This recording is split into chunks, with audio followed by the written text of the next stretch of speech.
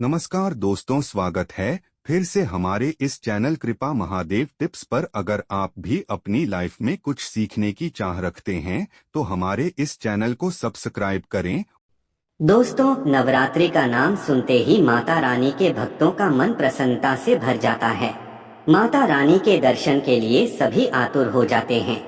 नवरात्रि का पर्व इतना अद्भुत होता है कि इन 9 दिनों में सभी मनुष्य माता रानी की भक्ति में डूब जाते हैं। दोस्तों, आश्विन मास की अमावस्या को पितृपक्ष की समाप्ति होती है और आश्विन मास के शुक्ल पक्ष की प्रतिपदा तिथि से नवरात्रि का आरंभ हो जाता है।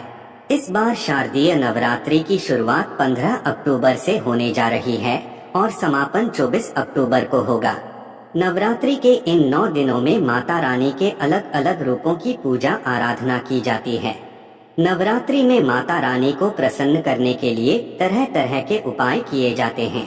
कुछ लोग माता रानी के लिए व्रत एवं उपवास रखते हैं, दान धर्म करते हैं।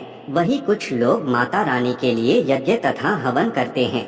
कुछ लोग अपने पैर के वाहनों का त्याग करते हैं, अर्थात अपनी मनोकामना की पूर्ति के लिए जूते, चप्पल आदि का 9 दिनों तक त्याग करते हैं। ऐसे कई प्रकार के कार्य होते हैं जिन्हें करके हम माता रानी के प्रति अपनी श्रद्धा प्रकट कर सकते हैं। माता रानी अपने भक्तों से अत्यधिक प्रेम करती है। वह उन्हें कभी दुख में नहीं देख सकती। जो भी सच्चे मन से माँ को पुकारता है, माँ उसे कभी अनसुना नहीं करती है। नवरात्रि का पर्व शक्ति का पर्व होता है। इन 9 दिनों के दौरान आप व्रत का पालन करके माँ दुर्गा से जो कुछ भी मांगते हैं, माता रानी वह सब कुछ आपको प्रदान करती है। माता के द्वार पर आने वाला कोई भी याचक खाली हाथ नहीं जाता है। बस मन में केवल माता रानी के प्रति श्रद्धा होनी चाहिए। किंतु दोस्तों, शास्त्रों में ऐसे भी कार्यों के बारे में बताया गया है जो माँ दुर्गा को अप्रिय होते हैं। इन कार्यों को करने वाले व्यक्ति पर माँ दुर्गा क्रोधित हो जाती है। माता के क्रोध के सामने खड़े होने की क्षमता देवताओं के पास नहीं है तो साधारण मनुष्य की बात ही क्या। मनुष्य की पूजा अर्चना से माता जितनी जल्दी प्रसन्न होती है, उतनी ही जल्दी माता रुष्ट हो जाती है।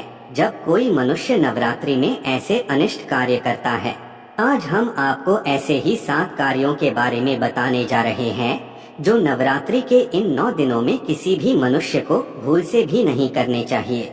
तो चलिए जान लेते हैं वह कौन से कार्य है जिन्हें नवरात्रि में करना अशुभ माना गया है। सबसे पहला कार्य है स्त्रियों का अपमान। दोस्तों, आप सभी से विनती है कि आप नवरात्रि में किसी भी स्त्री का अपमान ना करें। हिंदू धर्म में स्त्रियों को माता रानी का रूप ही माना जाता है। स्त्रियां माता रानी का ही अंश होती है। माता रानी स्त्रियों का सम्मान करने वाले मनुष्य पर सदैव ही अपनी कृपा बरसाती है।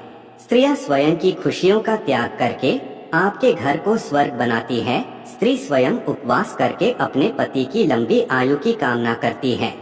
जीवन भर अपने परिवार के लिए बिना थके कार्य करती है। ऐसी पतिव्रता स्त्री का अपमान करना महापाप होता है। जो मनुष्य नवरात्रि में किसी भी स्त्री का अपमान करता है, स्त्रियों की तरफ गलत भावना से देखता है, उसे माँ दुर्गा अवश्य ही दंड देती है। दूसरी बात है द्वार आए याचक का अपमान ना करे।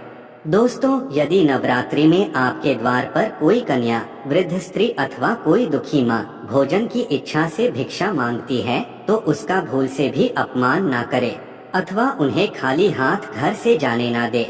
यदि आपके घर में कोई दासी है तो उसका भी अपमान ना करे। नवरात्रि में उन्हें कुछ न कुछ भेंट अवश्य दे। इससे माँ दुर्गा अत्यंत प्रसन्न होती है और आपकी हर मनोकामना को पूर्ण करती है। तीसरी बात है नवरात्रि के इन 9 दिनों में किसी भी प्रकार का अनिष्ट कार्य ना करे, जैसे झूठ बोलना, पैसे की चोरी अथवा धोखेबाजी करना, निष्पाप पशुओं को सताना, किसी गरीब को नीचा दिखाना आदि कार्य भूल से भी ना करे। माता रानी को ऐसे कार्य करने वाले लोग बिल्कुल भी पसंद नहीं होते। ऐसे कार्य राक्षसी प्रवृत्ति के होते हैं जिससे माँ अत्यंत क्रोधित हो जाती है। चौथी बात है तामसिक आहार का सेवन। दोस्तों, नवरात्रि में इस बात का विशेष ध्यान रखना चाहिए कि आप भूल से भी तामसिक आहार का सेवन ना करें, जैसे मांस, मदिरा आदि। साथ ही लहसुन, प्याज आदि भी तामसिक चीजें ही है, इन्हें भी ग्रहण करना उचित नहीं। किंतु आप मांस का सेवन कतई ना करें, नहीं तो माँ दुर्गा आप पर क्रोधित हो जाएंगी। नवरात्रि में केवल सात्विक आहार को ही ग्रहण करें। पांचवी बात है शारीरिक संबंध। माता रानी की कृपा पाने के लिए नवरात्रि के 9 दिन भूल से भी शारीरिक संबंध ना बनाएं।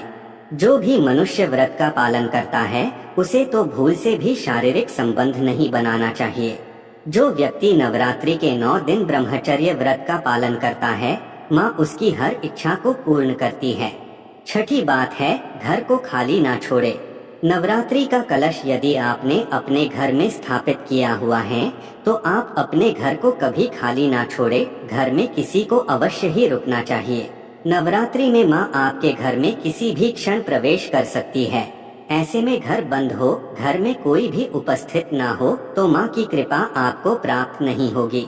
अगर घर में कोई भी ना हो तो बिल्ली आदि प्राणी कलश को गिरा सकते हैं, जिसे बहुत ही बड़ा अपशकुन माना जाता है। इसीलिए घर को कभी खाली नहीं छोड़ना चाहिए। साथ ही विष्णु पुराण के अनुसार नवरात्रि में दिन में सोना वर्जित माना गया है। सातवीं बात है बाल नाखून आदि काटना। नवरात्रि में बाल तथा नाखून आदि काटने की मनाही की गई है।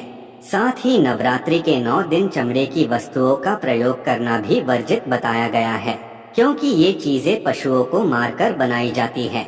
नवरात्रि का व्रत धारण करने वाले व्यक्ति को इन नियमों का कठोरता से पालन करना चाहिए।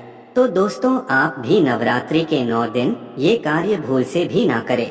उम्मीद है आपको यह जानकारी अच्छी लगी होगी। वीडियो को लाइक जरूर करें, कमेंट में जय माँ दुर्गा अवश्य लिखें। साथ ही चैनल को सब्सक्राइब करें। आप सभी का धन्यवाद।